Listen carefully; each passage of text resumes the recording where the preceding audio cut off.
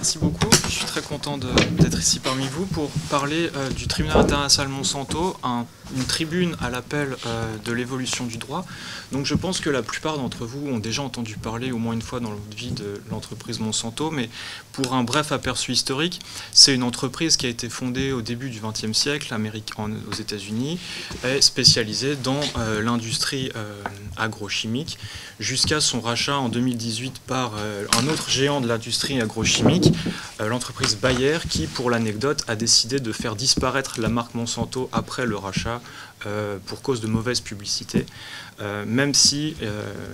de manière un peu hypocrite, les produits commercialisés par Monsanto ont continué à être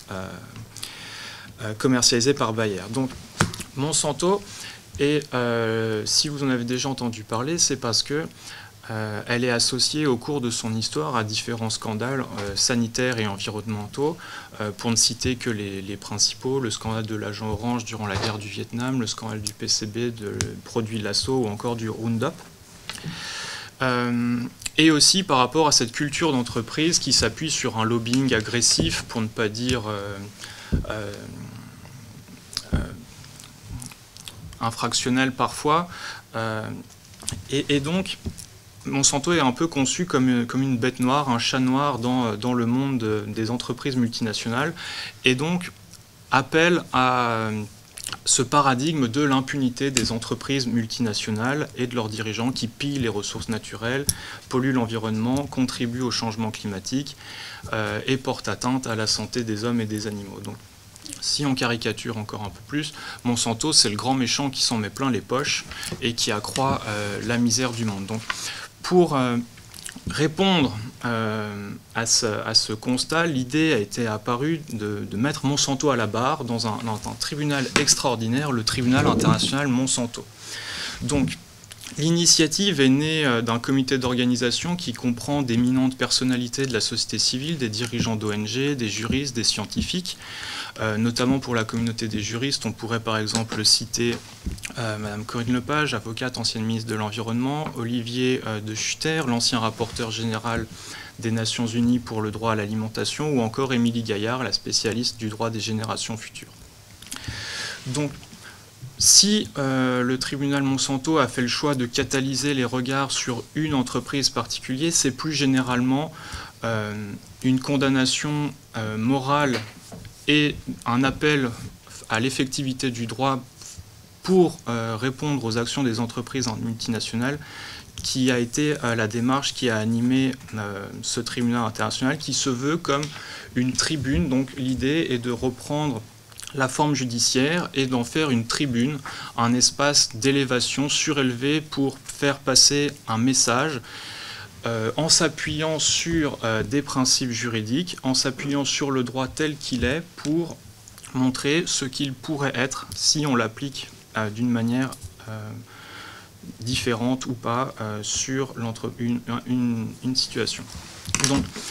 il est intéressant de remarquer que dès le départ, le tribunal international Monsanto s'est revendiqué héritier du courant des tribunaux d'opinion, et notamment du tribunal Russell-Sartre qui a présenté le professeur Schilstein, et donc il s'inscrit dans cette même démarche d'examiner, selon la méthode judiciaire, les règles de droit applicables à des événements ou à des situations hautement problématiques. Donc, le tribunal s'est tenu à La Haye en octobre 2016 pour tenter de répondre à 6 termes de référence, à 6 questions. Est-ce que les activités de Monsanto portent atteinte au droit à un environnement sain? Est-ce que les activités de Monsanto portent atteinte au droit à la santé? Est-ce qu'elles portent atteinte au droit à l'alimentation? Est-ce qu'elles portent atteinte à la liberté d'expression, à la liberté scientifique? Est-ce que les activités de Monsanto durant la guerre du Vietnam peuvent-elles la rendre complice de crimes de guerre? Et enfin, est-ce que les activités de Monsanto peuvent être qualifiées d'écocide? Il a été répondu à ces 6 questions dans un avis consultatif, et il est intéressant de remarquer que cet avis emprunte les méthodes judiciaires et ne dissimule pas le constat qu'il s'agit avant tout d'une démarche militante, mais conscient de ses faiblesses, propose une solution d'un point de vue doctrinal aux différentes questions qu'il est posées. Donc, puisqu'il s'agit d'une démarche militante, le tribunal Monsanto se veut d'abord et avant tout comme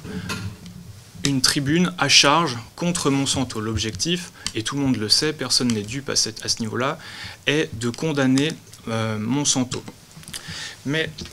tout de suite, l'avis montre qu'il existe des limites qui sont inhérentes à la démarche et ne cache pas ces limites-ci, notamment le fait que le tribunal n'est doté d'aucun pouvoir d'investigation, l'avis n'est doté d'aucun caractère contraignant,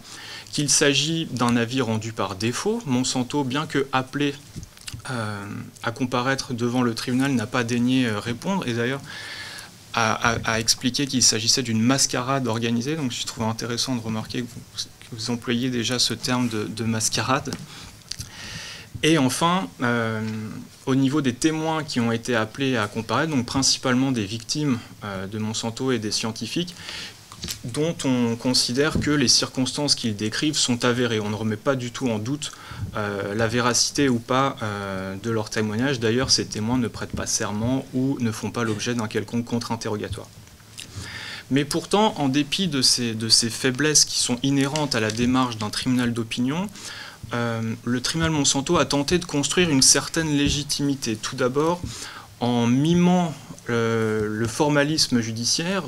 par le lieu de tenue du tribunal à La Haye, à 2 pas de la Cour pénale internationale et la Cour internationale de justice, mais surtout en empruntant la méthode de l'avis consultatif de la Cour internationale de justice, en se basant sur des écrits qu'ils avaient reçus, des rapports d'expertise, des mémoires en amicus curiae, et en ne cherchant pas à caricaturer la démarche non plus. Par exemple, les juges du tribunal ne portent pas la robe des juges de la Cour internationale de justice. La démarche a aussi tenté d'être légitimée en séparant bien ce qui pourrait relever du juridique et ce qui pourrait relever du juridique, en instituant à côté du tribunal ce qu'ils ont appelé une assemblée des peuples, qui était l'endroit pour la société civile pour échanger sur les stratégies à adopter pour contrer les problèmes causés par l'agriculture industrielle, mais aussi en employant des juges, des avocats, des experts qui faisaient preuve d'une honorabilité particulière dans leur carrière respective. Par exemple, pour ne citer que la présidente du tribunal international de Monsanto, il s'agissait de Françoise Tulkens, l'ancienne vice-présidente de la Cour européenne des droits de l'homme. Mais aussi, la légitimité du tribunal international de Monsanto vient des normes que celui-ci a cherché à mobiliser, puisque ils se sont appuyés sur les instruments des Nations Unies, notamment le pacte international relatif aux droits civils et politiques, le pacte international relatif aux droits sociaux, culturels et économiques. Et ces instruments-là permettaient de montrer que des instruments juridiques contraignants, qui certes ne s'appliquent pas forcément pour des entreprises multinationales, permettent, en raisonnant par analogie, de positionner des sortes de repères normatifs de la hauteur, du degré des obligations des comportements à adopter. Et plus spécifiquement encore, l'avis consultatif s'appuie sur les principes directeurs de l'ONU relatifs aux entreprises et aux droits de l'homme, qui, si celui-ci n'est pas doté d'une force obligatoire, entend montrer ce que cela pourrait donner si tel était le cas, en faisant par exemple appel dans une démarche qui s'inscrit sur les forces imaginantes du droit. Et en ça, le tribunal Monsanto entend se positionner comme une véritable proposition doctrinale en faveur des droits humains et environnementaux. Et donc, l'avis consultatif démontre qu'il existe une violation des droits allégués, donc du droit à un environnement sain, à la santé, à l'alimentation et à la liberté scientifique, mais plus spécifiquement entend pointer du doigt quels sont les problèmes, les difficultés que peut rencontrer le droit international pénal pour, s'il chercherait à s'emparer des comportements de Monsanto. Donc sur la question du crime de guerre, l'avis consultatif montre que même s'il n'existe pas d'éléments de preuve pertinents qui permettent de formuler une conclusion définitive, il serait peut-être opportun d'engager un mouvement en faveur de la reconnaissance de la personnalité pénale des personnes morales dans le statut de Rome. Et sur la question de l'écocide, le tribunal international Monsanto propose une définition qu'il propose lui-même dans l'avis consultatif, je cite,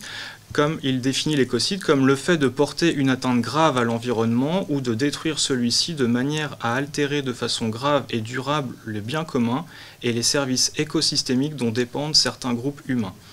Et donc, en reprenant les termes de l'infraction qu'il a lui-même définie,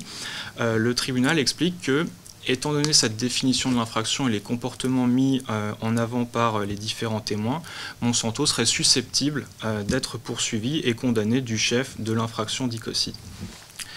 Et donc, pour aller plus loin, le tribunal Monsanto a reçu un écho assez important dans la presse et dans la communauté des juristes. Et en cela,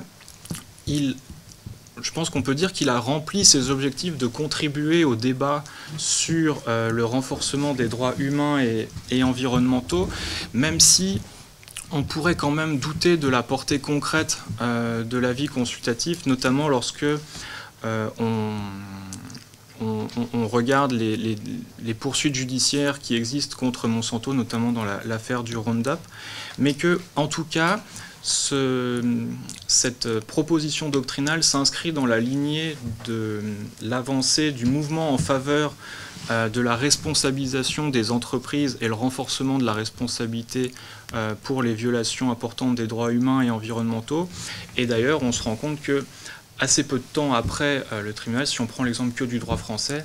on s'est inscrit dans une lignée assez similaire avec l'entrée en vigueur de la loi sur le devoir de vigilance des entreprises donneuses d'ordre en 2017. Et un peu plus tard, après, même si la définition retenue a été un peu différente, pour ne pas dire peut-être au rabais par rapport à celle du tribunal Monsanto, l'écocide a fait son entrée dans le code de l'environnement avec une réelle maintenant infraction d'écocide en droit positif. Donc, l'affaire est peut-être engagée en faveur d'une plus grande responsabilisation des entreprises sur la scène internationale. Je vous remercie.